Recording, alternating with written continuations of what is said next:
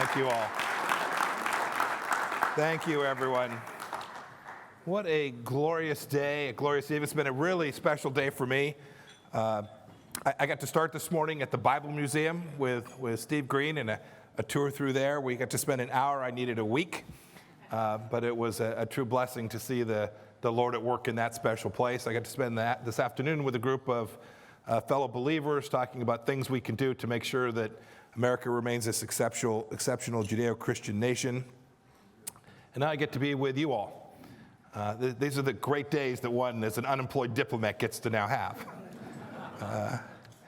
And thank you, Dave, for your kind introduction. Thanks for our hosts here at Liberty University as well. It's great, too, to see so many familiar faces. Some of you I had the chance to meet when I was the Secretary of State. Those of you I met when I was the CI Director, I won't tell anybody. We got to see a whole bunch of you, too, when we built out the Religious Freedom Ministerial at the State Department, when so many faithful leaders and leaders of faith came together for the largest human rights event in the history of the State Department to join in our central understanding of the central nature of religious freedom, not only to the United States of America, but to every individual around the world and to every country, so that we make sure that we treat every human being with the dignity they deserve, because, in fact, they are made in the image of God.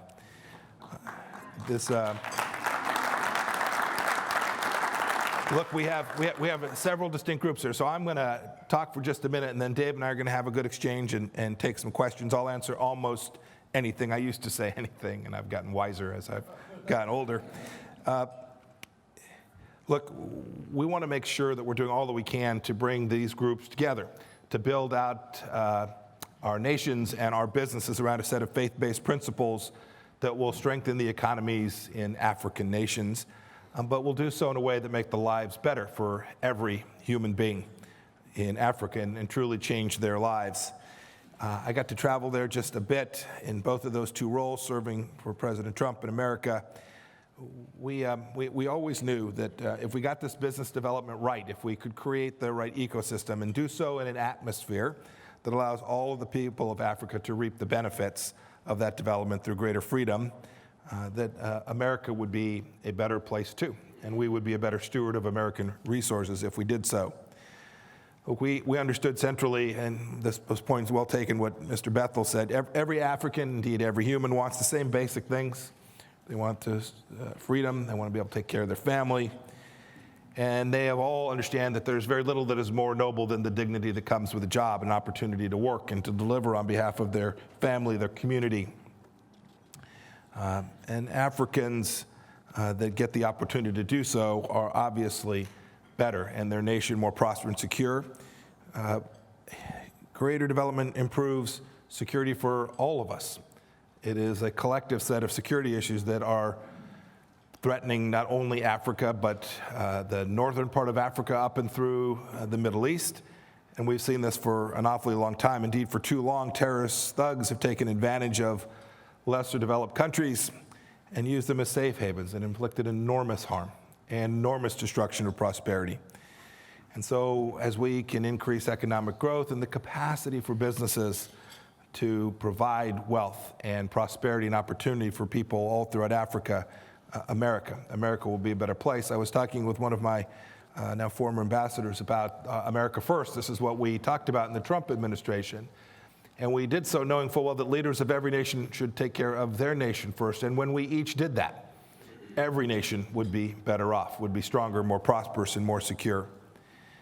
I saw that in the cooperation between American companies that had sound value systems. I saw, too, that when they did that, they could counter a narrative in Africa that comes from the threat posed by the Chinese Communist Party. African countries should be wary of authoritarian regimes. We know the absence of religious freedom, the absence of dignity that comes from tyrannical regimes, and tyrannical regimes that intend to spread their tyranny all across the world. It cannot be the case, it should not be the case that African nations must be dependent on these totalitarian nations for their vital infrastructure. In that way, America needs to do more and to do better. And collectively, we all, whether it is those of us who had served in government, those of us in business, or national leaders from outside of the United States, we all can do better. You know, I've seen this so clearly. Communism, socialism have failed every place that they have been tried, not only today, but throughout all of history. And where we see them expanding, they're failing Africa now too. I hope that African nations will all see that these failed experiments, these failed socialist experiments, should be of the past, and we should move forward to a new future based on a set of basic principles that I think everyone in this room would agree on. And I'm sure we'll talk more about that when I'm speaking with Dave. You know, in America, we have a Judeo-Christian heritage. It's the values that have made our country so exceptional and continue to do so. And we need to make sure that we, when we travel the world, know that any country that is devoid of a values-based set, a set of principles, will end up in the trash heap of history like the Soviet Union did. And as all those who walk away from those values will ultimately end up. Look, you all know this. You all live this. You stood up for freedoms, so many of you. I've seen it. I've seen it in your eyes. I've seen it in the phone calls that you and your nation's leaders made to me. Simple freedoms like the ability to say the things that you believe, and simple freedoms like the capacity to worship in the way that you choose, and if you choose not to worship, so be it. I spent a lot of time in the State Department working on a particular problem set. It's worthy of mention here because the world can go this way. We saw what was happening in Western China. To a population that is 1.4 billion people with an ethnic minority that is being trampled on and worse. And it is a reminder.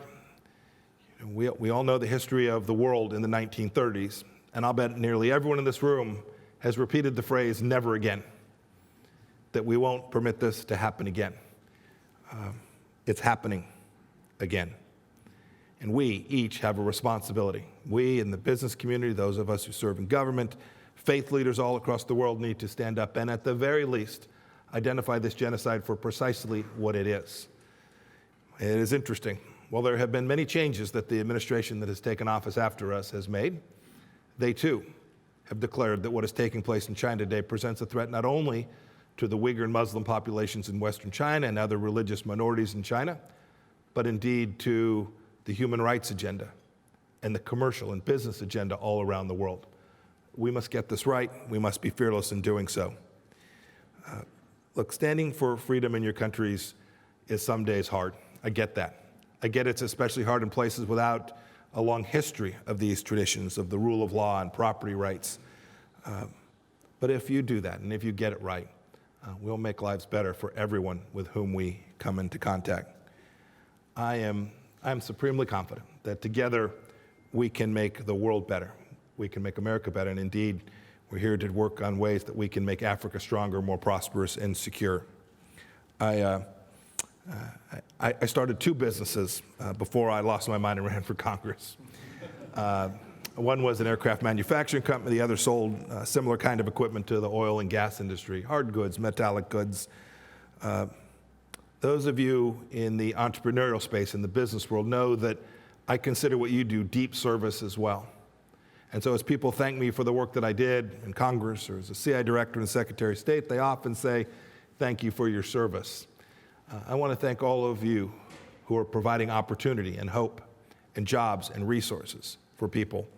I want to thank you for the service that you're doing. I remembered that every day when I ran a little machine shop in Wichita, Kansas, that I had some 250 families that were depending on our business's success to pay their rent and to be able to take a vacation or to send their kids to a school that they thought worthy of their family. That is noble service. And together, African leaders, American leaders, know that these business opportunities that we can develop and work on and build together with high standards for ethics and for a morality that is a global understanding of how it is we ought to treat every person, your service will be rewarded. I'll close with this, and then Dave and I can have a good conversation. We all know the parable of talents found in Matthew chapter 25. You know the story of how each servant was given a certain set of talents, and the two of them invested their talents and doubled them and were rewarded. One hid in his basement and was condemned. Everyone out here has talents. None of us should hide them. We should each use them for their manifest purpose and for the good of both America and for the African people. If we do that, we will find economic growth, we will find security growth, and we will all find spiritual growth as well. This should always be the ideal for which we strive. Thank you for joining us here. Thanks for coming and being part of this event. May God bless each and every one of you.